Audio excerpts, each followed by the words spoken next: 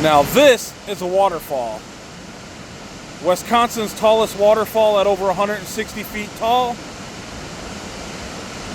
The biggest waterfall in Wisconsin. And she's flowing today. Look at that. That is so gorgeous. Very neat.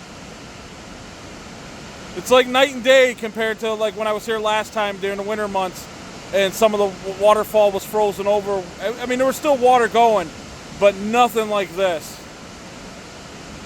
This is such a beautiful area.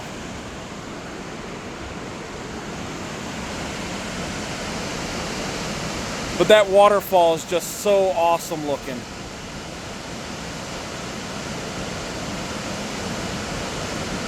All right, I'll catch you on the next one. You guys take care.